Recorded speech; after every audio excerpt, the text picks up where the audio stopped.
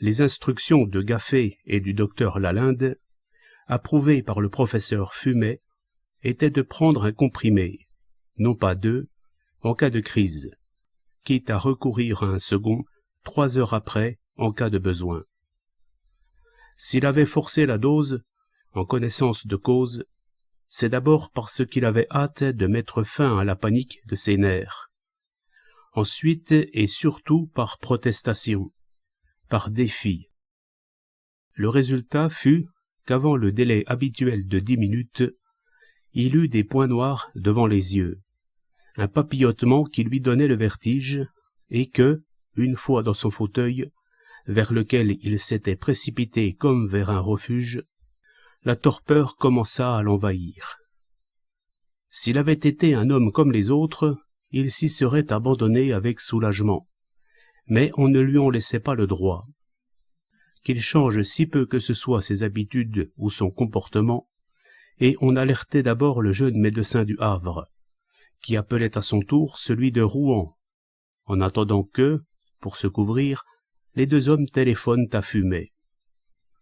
Est-ce que le professeur, à son tour, rendait des comptes plus haut dans la hiérarchie, tandis que, de leur côté, les 3 inspecteurs mettaient leur patron au courant des défaillances du président, comme s'il était quelque animal sacré?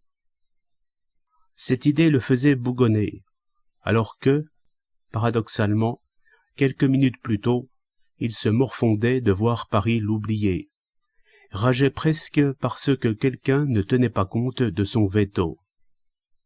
Millerand, en apportant les lettres qu'elle venait de trier, le trouva avec un visage grognon, de petits yeux fatigués, mais agressifs, et, comme elle allait poser le courrier sur la table, il lui fit signe que non.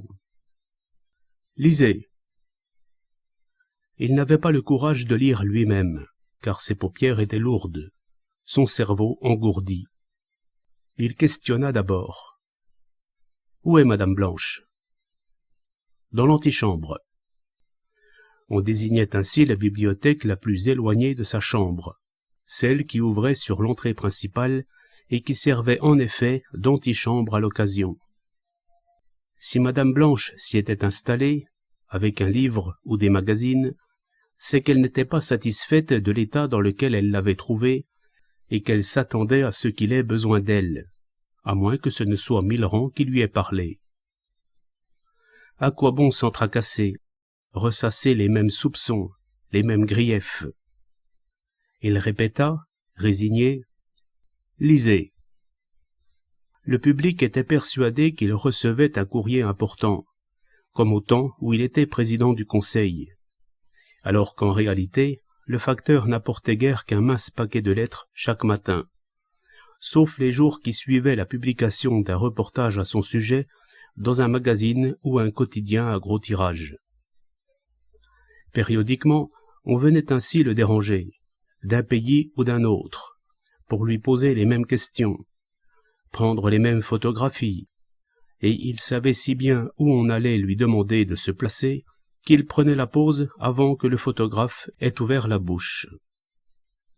Le courrier que cela provoquait était à peu près invariable aussi. On lui demandait des autographes, souvent sur des cartes préparées pour entrer dans des collections, ou encore sur des cartes postales à son image, qu'on vendait chez les papetiers.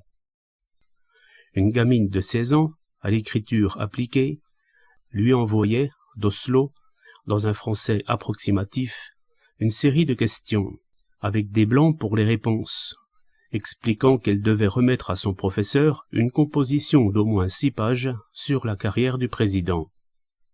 Comme sur une demande de passeport, il y avait lieu de naissance, date de naissance, études. Elle aurait pu trouver ces renseignements dans n'importe quelle encyclopédie, même de son pays. Qu'est-ce qui vous a fait choisir la carrière politique? Quel était, à vos débuts, l'homme d'État que vous admiriez le plus? Avez-vous eu, tout jeune, une doctrine, et en avez-vous changé au cours de votre vie? Pourquoi? Quel sport avez-vous pratiqué? Quel sport pratiquez-vous encore? êtes-vous satisfait de votre existence? Millerand avait été surprise qu'il réponde avec sérieux à cette jeune personne, qui, dans quelques années, serait sans doute une brave mère de famille. Deux vieux, moins vieux que lui, pourtant, le priaient candidement de leur assurer la fin de vie dont ils avaient toujours rêvé, en leur faisant don d'une petite maison à la campagne, pas trop loin de Bergerac, où le mari venait de prendre sa retraite de facteur. Beaucoup le croyaient riche. Les gens simples n'auraient pas compris qu'un homme qui avait été si souvent et si longtemps à la tête du pays, vivant dans les palais gouvernementaux au milieu de la pompe officielle, se trouve sans fortune à l'âge de 82 ans. C'était pourtant le cas, et, sans qu'il l'ait sollicité, la Chambre lui avait voté une pension. Le gouvernement, en outre, payait le salaire de Madame Blanche, et, depuis qu'il avait quitté Paris, les gages d'Émile. Ne craignait-on pas qu'on puisse dire, plus tard, que la France avait laissé mourir un de ses grands hommes dans la gêne? Ainsi, même aux Hébergues, où il s'était retiré de la vie publique, n'était-il pas tout à fait indépendant et restait-il une sorte de salarié?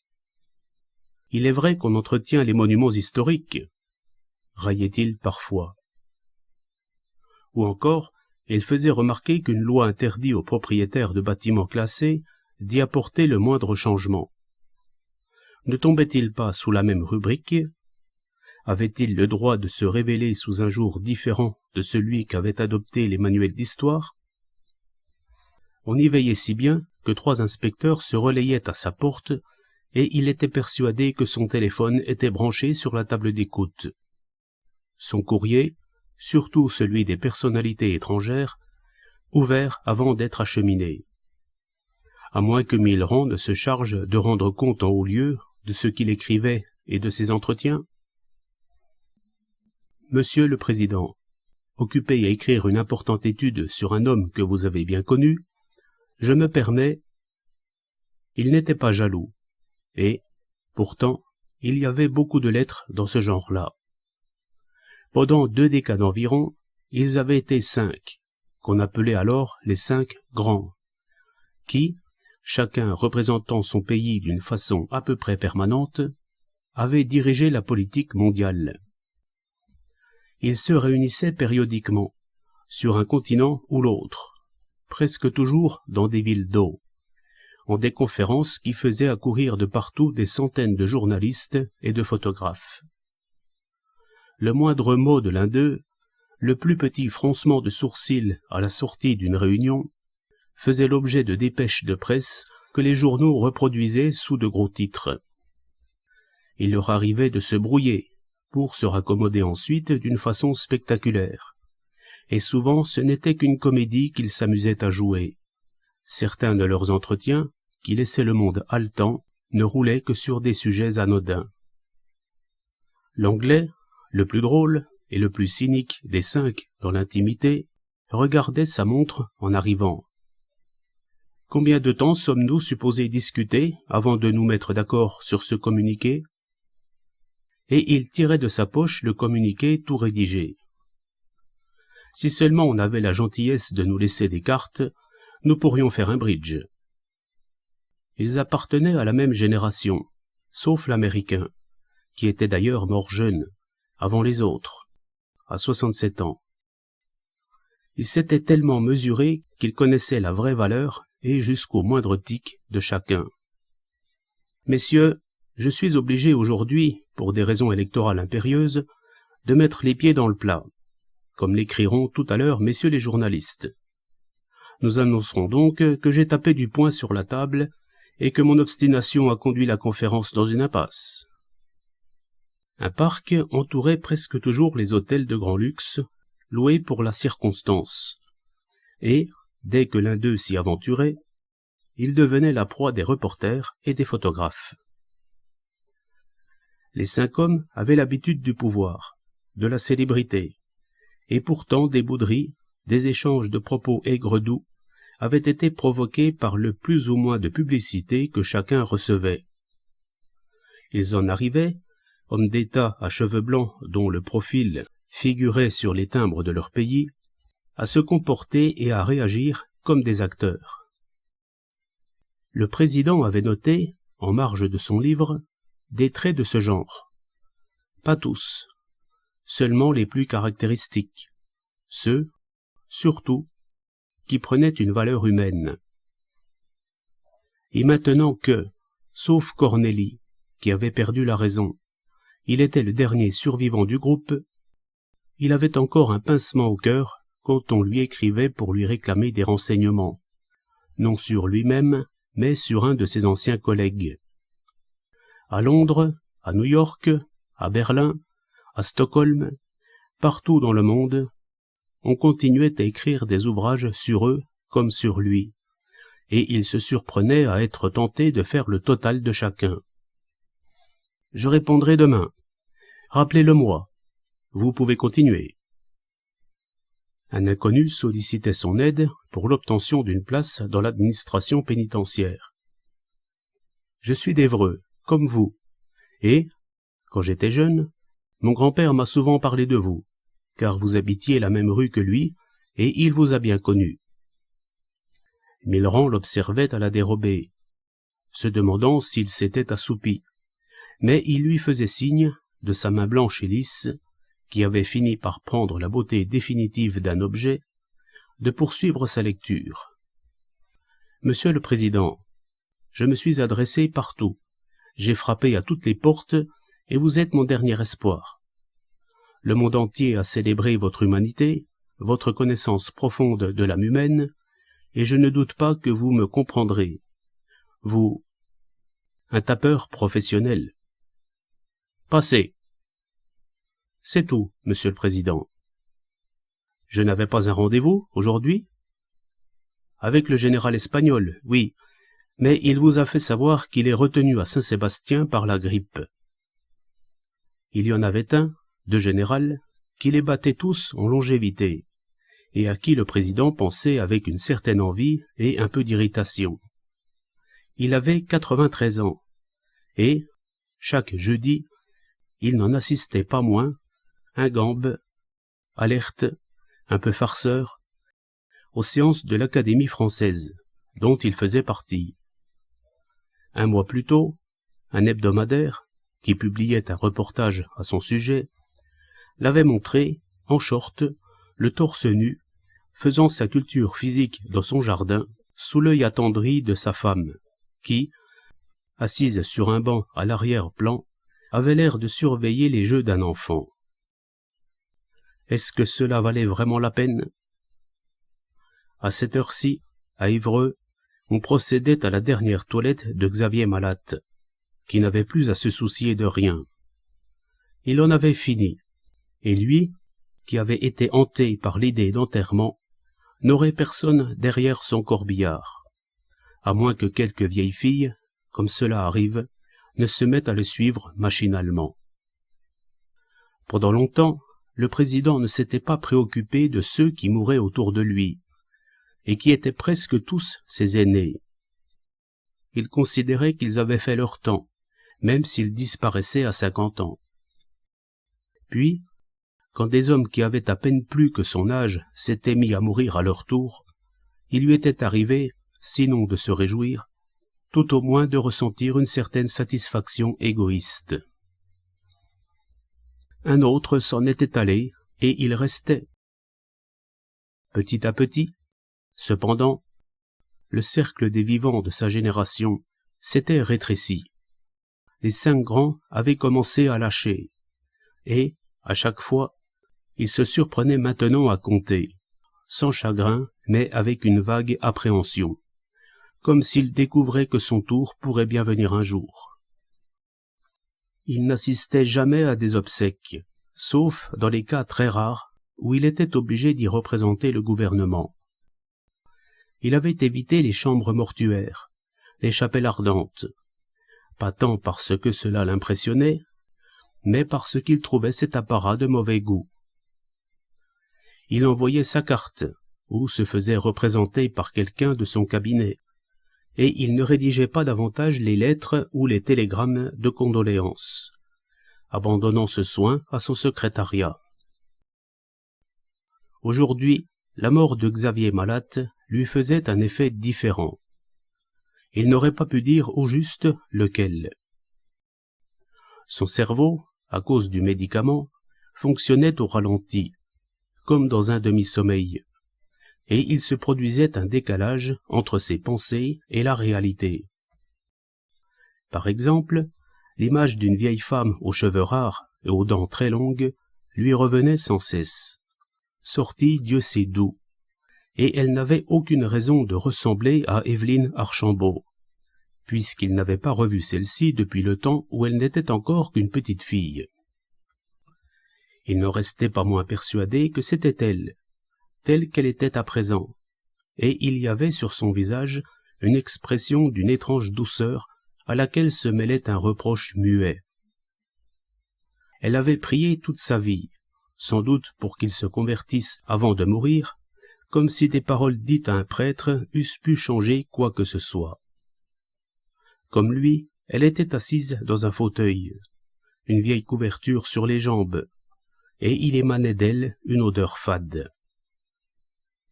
La couverture, il finit par le découvrir, était celle qui entourait les jambes de sa mère, pendant ces dernières semaines. Mais le reste. S'il n'avait pas craint le ridicule, il aurait chargé Millerand d'appeler de nouveau Évreux, la mairie, par exemple, pour qu'on s'informe d'Evelyne, qu'on lui apprenne si elle vivait toujours, si elle était malade, si elle n'avait besoin de rien. Il se sentait fatigué. Il avait beau savoir que c'était l'effet normal du médicament, il n'en avait pas moins une sensation déprimante d'impuissance. Et, si on lui en avait donné le droit, il serait allé se coucher. La vache d'un voisin, échappée de l'étable, courait dans la cour où elle se heurtait aux branches des pommiers, poursuivie par un gamin armé d'une baguette. Ce gamin-là vivrait encore, quand lui serait mort depuis longtemps. Tous ceux qui l'entouraient vivraient après lui, comme la grande majorité des êtres qui gravitaient maintenant sur la planète. Est-ce qu'Émile, plus tard, dirait la vérité au sujet des Hébergues? Peut-être le ferait-il, car il aimait les histoires grasses, et, en amusant les gens, il obtiendrait de plus gros pourboires. Ce n'était pas lui qui, le premier, avait transformé la ferme de la Falaise en maison de campagne, mais un avocat de Rouen, mort aussi à présent, qui venait, jadis, y passer les vacances avec sa famille. Le président n'avait entrepris que les travaux nécessaires pour mettre les lieux à sa convenance, construisant notamment le tunnel entre les deux corps de bâtiments autrefois séparés.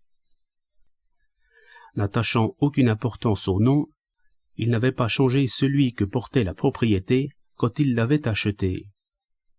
On lui avait dit, dans le pays, que le mot « hébergue » désignait certains morceaux de morue préparés de façon à servir d'appât pour la pêche, et, Fécamp étant un port de morutiers, toute la côte vivant du poisson, il avait été satisfait de cette explication.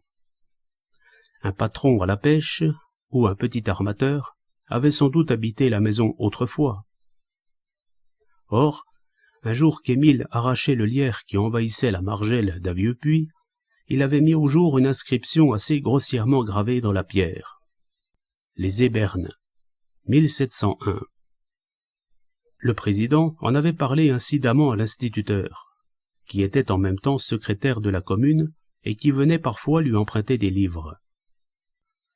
L'instituteur avait eu la curiosité de consulter les anciens cadastres et il y avait trouvé le nom de la propriété avec la même orthographe que sur le puits. Personne, cependant, ne pouvait lui dire ce qu'étaient des ébernes, et c'était le lettré, en fin de compte, qui avait fourni l'explication. Éberner, essuyer les excréments d'un enfant. Éberneuse, celle qui essuie les excréments des enfants. À quelle femme qui, jadis, avait habité la maison, avait-on donné ce surnom qui s'était attaché à la propriété? Et quel nouvel occupant, plus pudique, avait changé astucieusement l'orthographe du mot? Cela aussi, il l'avait noté dans ses mémoires secrets, mais le livre paraîtrait-il jamais. Il n'était pas sûr de le désirer encore. Lui, qui avait toujours été si prompt à prendre des décisions capitales quand il s'agissait du sort du pays et qui n'avait jamais eu peur de se tromper, devenait hésitant, tourmenté de scrupules, quand la question se posait de ce qu'il laisserait savoir de sa vie. L'image qu'on avait faite de lui, immuable, sans tenir compte des modifications successives apportées par le temps, était non seulement schématique, mais souvent fausse. Et il y avait en particulier dans sa légende un chapitre qu'il avait toujours tenté de rectifier sans y parvenir. Dans les petits journaux à scandale de l'époque, puis, plus tard, dans un quotidien à grand tirage, cela s'était intitulé « Le tailleur de monsieur ». Pendant 30 ans, l'incident avait été exploité par ses adversaires à chaque campagne électorale. Seul, le titre changeait de temps à autre. Il y avait eu l'entrée de service, et encore la soubrette de la comtesse. Elles étaient mortes toutes les deux, soubrette et comtesse, car elles avaient vraiment existé, et il n'y avait plus que monsieur, qui avait à peu près son âge, à se rendre encore aux courses chaque après-midi. Toujours droit, mais les jointures grinçantes. C'était la fameuse affaire de Crévaux, qui avait suffi à l'écarter de plusieurs combinaisons ministérielles, comme, pendant 10 ans, certaines lettres cachées entre les pages du roi Pozole devaient écarter un autre du pouvoir. La différence, c'est qu'il était innocent, tout au moins de ce dont on l'accusait.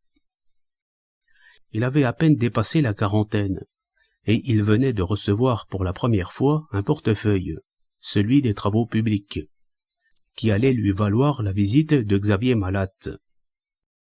N'était-ce pas curieux de voir les événements s'enchaîner ainsi, dans le temps, dans l'espace, formant comme d'ironiques arabesques? Peut-être, au fait, était-ce le jour de la visite de Xavier que, de toute façon, cela n'avait pas d'importance. Marthe de Crévaux, Marthe de C, comme on imprimait dans les Échos Ross, tenait alors salon dans son hôtel particulier de la rue de la Faisanderie, où son ambition était de réunir tout ce qui comptait à Paris dans le monde de la politique et de la diplomatie, n'y mêlant que quelques écrivains, à la condition qu'ils appartiennent ou soient sur le point d'appartenir à l'Académie française. Le nouveau ministre n'avait jamais mis les pieds chez elle, à cette époque, car, déjà, il sortait peu et passait pour un solitaire mal dégrossi que les caricaturistes commençaient à représenter sous la forme d'un ours. Était-ce cette réputation qui avait poussé Marthe de Crévaux à l'attirer, ou le fait que les plus avisés annonçaient qu'il faudrait bientôt compter avec lui? Fille unique d'un riche négociant de Bordeaux, elle avait épousé le comte de Crévaux, qui, en même temps qu'il lui donnait un nom, l'avait introduite dans le monde. Cela fait, Crévaux avait repris sa vie de garçon, et il arrivait que, le même jour, un déjeuner réunissait au rez-de-chaussée, autour de Marthe, une tablée de ministres et d'ambassadeurs, tandis que le mari recevait, dans son appartement du second étage, qu'il appelait sa garçonnière, une joyeuse bande d'actrices et d'auteurs dramatiques. Dès la seconde visite du ministre des Travaux publics, rue de la Faisanderie, le bruit s'était répandu que la comtesse l'avait pris en main, comme, avant lui, elle s'était improvisée l'égérie de 2 ou 3 politiciens. Il y avait du vrai dans cette rumeur. Un monde que le futur président connaissait peu lui était, à elle, familier, et elle avait décidé de le dégrossir. Était-elle belle, comme les journaux le proclamaient? On était surpris, quand on avait entendu parler d'elle, et qu'on la voyait pour la première fois, de découvrir une femme petite, comme sans défense, beaucoup plus jeune en apparence qu'on ne l'avait imaginé, sans rien d'agressif ni de volontaire dans son comportement. alors qu'elle consacrait sa vie à lancer et à protéger ceux à qui elle s'intéressait, c'était elle qu'on avait envie de protéger contre les autres et contre elle-même. Il n'était pas sûr d'avoir été dupe. Pour être franc, il savait ce qu'il voulait, alors, et il savait qu'elle pouvait l'aider à l'obtenir. Il était flatté, en outre, d'avoir été choisi, lui qui ne faisait que débuter et apporter des promesses. Et il n'y avait pas jusqu'au luxe de la rue de la Faisanderie qui n'ait joué son rôle. 2 semaines plus tard, on prenait l'habitude d'accoupler leurs 2 noms, et, quand le comte de Crévaux rencontrait le jeune ministre, il lui tendait la main avec une emphase ironique, en lançant « Ce très cher ami ». Contrairement à ce qu'on avait pensé, et à ce que certains, qui se croyaient initiés, pensaient encore, la passion n'avait guère eu de place dans leur rapport. Et, si Marthe, qui avait peu de besoins sexuels, avait tenu à donner à leur relation une teinte passionnelle, on pouvait compter les fois où ils s'étaient trouvés ensemble dans un lit. Elle s'attachait surtout à lui donner des leçons de vie mondaine, et elle avait même entrepris de lui apprendre à s'habiller. C'était gênant de se rappeler cela, à 82 ans, dans une maisonnette de la côte normande, où un des prochains visiteurs serait la mort.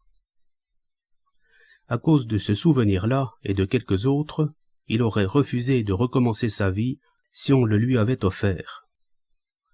Pendant des semaines, des mois, n'avait-il pas étudié ses attitudes, son maintien, les attitudes et le maintien, prétendait-elle, du parfait homme d'État?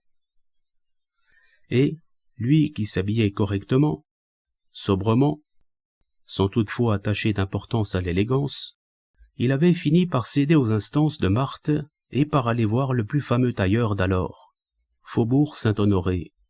« C'est le seul possible, mon cher, à moins d'aller s'habiller à Londres.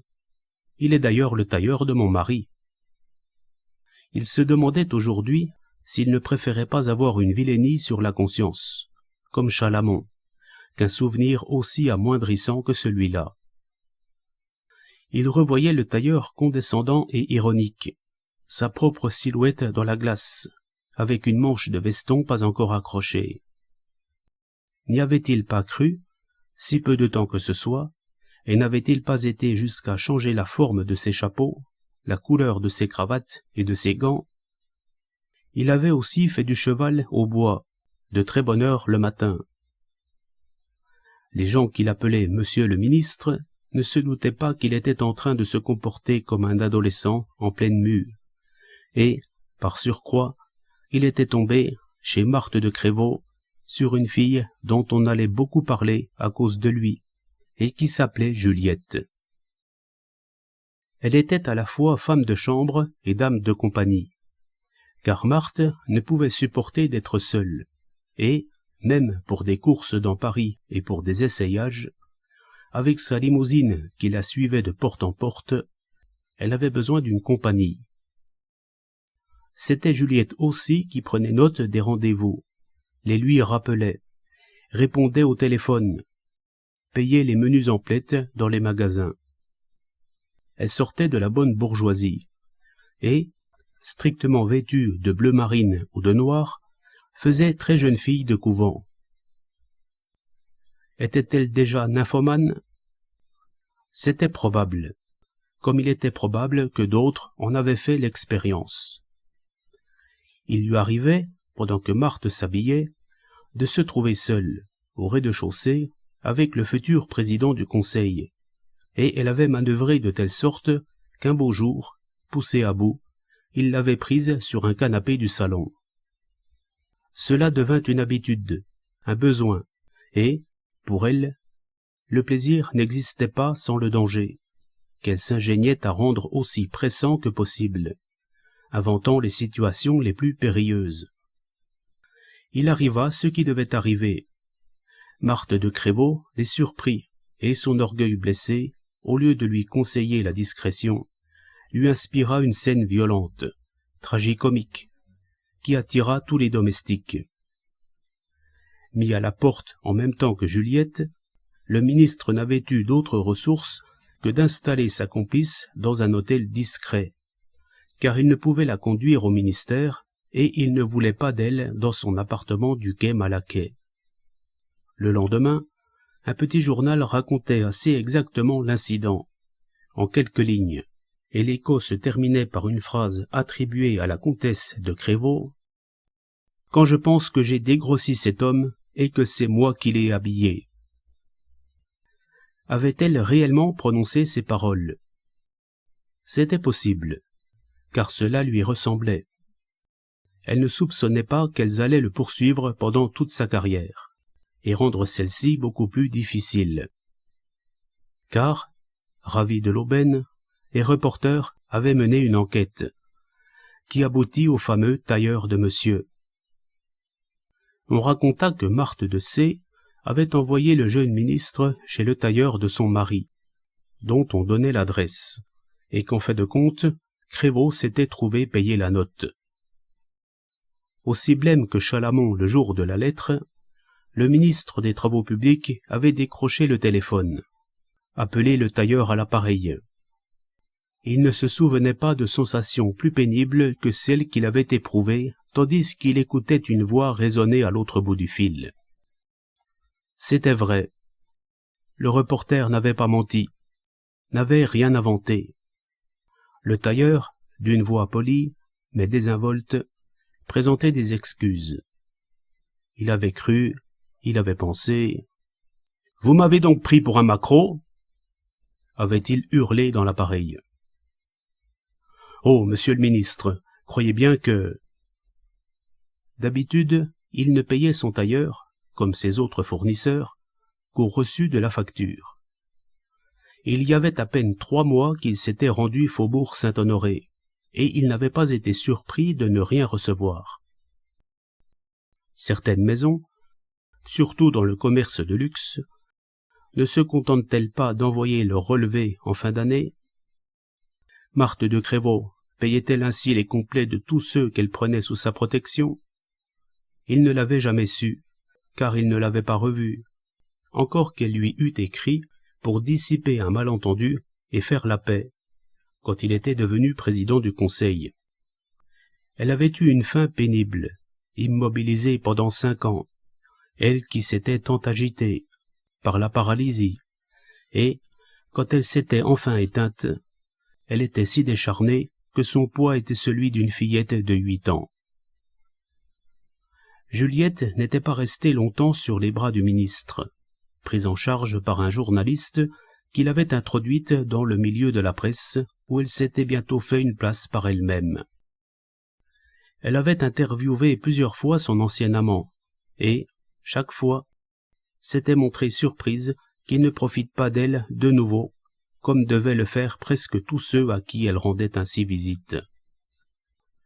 Sa fin avait été plus brève, mais aussi spectaculaire, que celle de son ex-patronne, car elle était parmi les passagers d'un avion qui, se rendant à Stockholm, était tombé en flammes en Hollande. Quant à lui, il avait eu beau envoyer un chèque au tailleur, des centaines de milliers de personnes n'en étaient pas moins persuadées que... Et, à tout prendre, n'était-ce pas la même chose? Il n'aimait pas l'homme qu'il était alors. Il est vrai qu'il n'aimait pas non plus l'enfant ni l'adolescent qu'il avait été. Il trouvait grotesques, aujourd'hui, les simagrées, les numéros de cirque des 5 grands.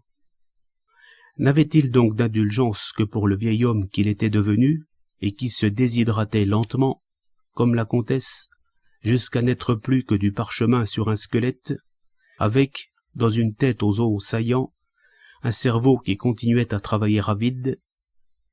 Car à quoi pensait-il toute la journée, tandis qu'on marchait à pas feutrés autour du grand homme, dont un éternuement devenait un drame? À lui, toujours lui. Il tournait en rond autour de lui-même, parfois satisfait, le plus souvent mécontent et hargneux. Une première fois, il avait raconté son histoire, celle que le public voulait connaître, l'histoire officielle en 3 volumes, et ce n'étaient pas les notes griffonnées après coup dans les marges qui suffiraient à lui donner un son vrai. Tout était faux, parce que tout était vu d'un angle faux. Les notes rectificatives étaient fausses aussi, car elles n'étaient qu'une mauvaise réplique à la légende. Quant à l'homme véritable, celui qui avait été et celui qu'il était, il regardait comme sans comprendre Gabrielle qui se tenait devant lui, oubliant peut-être qu'elle venait chaque jour, à la même heure, pour lui dire les mêmes mots. « Monsieur le Président est servi. » C'était le privilège de Gabrielle de faire cette annonce, et elle n'en aurait pas confié le soin à la Marie, pour tout l'or du monde. À 70 ans, n'aurait-elle pas dû avoir dépassé ses vanités puériles? Le brouillard était si épais, aux fenêtres de la salle à manger, qu'on aurait pu croire à un paysage de neige sous un ciel lourd. Uni, immobile, comme on en voit, l'hiver, faisant corps avec la terre. La Marie avait enfin retiré son chandail rouge pour passer une robe noire et un tablier blanc. On lui avait appris à tenir la chaise du vieillard pendant qu'il se penchait, puis à la pousser légèrement, et cela lui faisait peur. Elle craignait toujours de n'être pas assez prompte et de le voir s'asseoir dans le vide. « Il paraît que vous avez une nouvelle petite sœur. »« Oui, Monsieur le Président. »« Votre mère est contente ?»« Je ne sais pas. »« À quoi bon ? » Pourquoi prononcer des mots inutiles? Le menu était à peine plus varié que celui du soir. Un demi-pamplemousse, pour les vitamines, puis 80 grammes de viande grillée qu'il fallait hacher, depuis que son râtelier ne tenait plus à ses mâchoires, 2 pommes de terre et un légume bouilli. Comme dessert, une pomme, une poire ou quelques grains de raisin dont il n'avait pas le droit de manger la peau.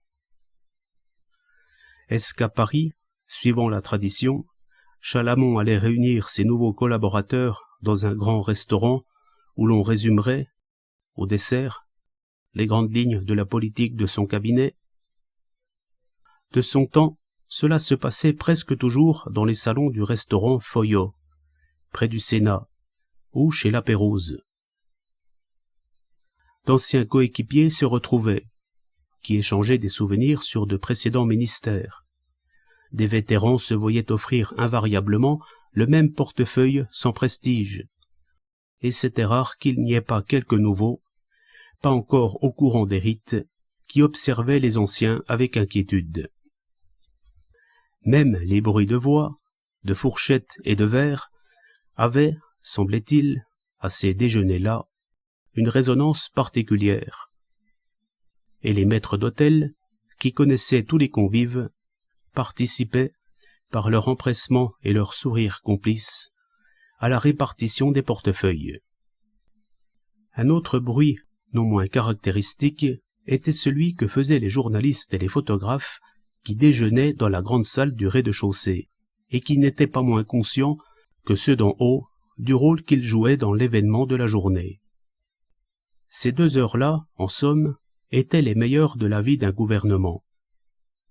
Plus tard dans l'après-midi, après la présentation à l'Élysée, la photographie, en groupe, sur le perron, autour du chef d'État obligatoirement souriant, il fallait mettre au point la déclaration ministérielle, et les difficultés commençaient, les discussions à perte de vue sur un mot, sur une virgule.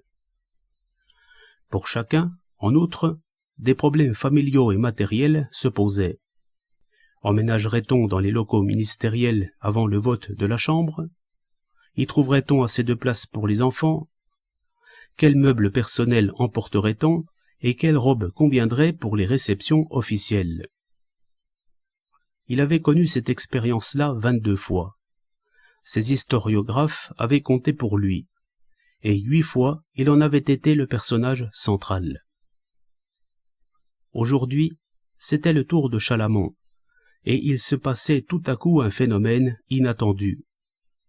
Le président, en évoquant l'agitation dans les salons du restaurant Foyot, venait d'essayer d'imaginer, dans ce décor, le visage de son ancien collaborateur. Or, alors que c'était l'homme avec qui il avait vécu le plus longtemps, avec qui il avait eu le plus de contact, il était surpris de ne pas y parvenir. 2 jours plus tôt encore, il avait pourtant vu sa photographie dans les journaux. Chalamon avait changé, en 10 ans, comme il fallait s'y attendre, mais ce n'était même pas le Chalamon d'il y a 10 ans qu'il retrouvait dans sa mémoire. C'était un jeune homme de 25 ans, au regard déjà volontaire, mais anxieux, à qui il se rappelait avoir dit à l'époque « Il faudra vous débarrasser de votre émotivité. » « Je sais, patron, je m'y efforce, croyez-le. » Il l'avait toujours appelé patron, comme les disciples d'un grand chirurgien ou d'un grand médecin appellent leur professeur. Ce n'était pas un sentimental. Il était froid et cynique. Il ne lui arrivait pas moins d'avoir une rougeur subite qui lui montait aux joues, d'autant plus flagrante qu'il était naturellement pâle. Chalamon se remémorait-il parfois sa vie, lui aussi, ou bien, à 60 ans, était-il encore trop jeune? Accepterait-il de recommencer son existence et, dans ce cas... Le président se souvenait avec précision des circonstances dans lesquelles son ancien secrétaire ne pouvait s'empêcher de rougir, en dépit de son contrôle sur lui-même. C'était quand il avait l'impression, à tort ou à raison, que son interlocuteur essayait de l'amoindrir. Il s'était fait de son caractère une idée qu'il croyait exacte, et qu'il était peut-être. Il s'y raccrochait, et, dès qu'il sentait sa confiance en lui menacée, le sang lui montait à la tête, d'un seul coup. Il ne discutait pas, ne protestait pas. Il ne tentait aucune riposte. Mais, immobile, il gardait un silence prudent, cependant que sa rougeur trahissait seule son émotion. Dans le cabinet présidentiel de l'avenue Matignon, le sang ne lui était pas monté aux joues. Au contraire, il avait semblé se retirer de tout son corps. « Vous êtes fatigué ?» questionnait tout à coup la Marie, qui surgissait d'un univers lointain. Il regarda la main qu'il venait de passer sur son visage, puis il regarda autour de lui. Un homme qui se réveille. Son assiette était presque intacte.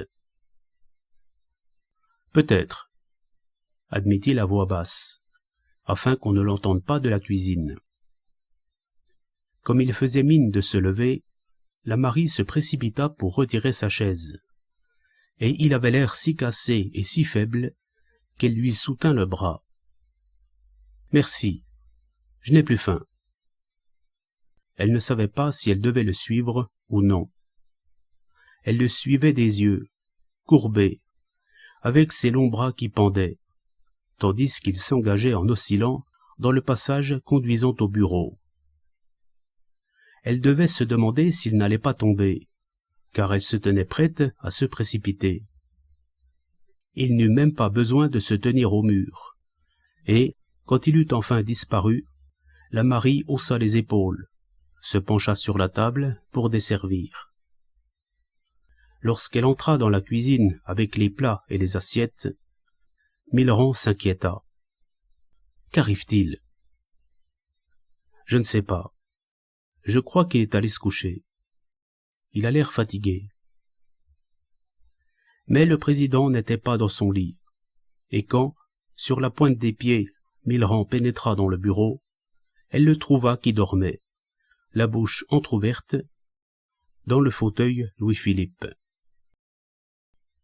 Sa lèvre inférieure pendait un peu, comme celle d'un homme très las, ou écœuré.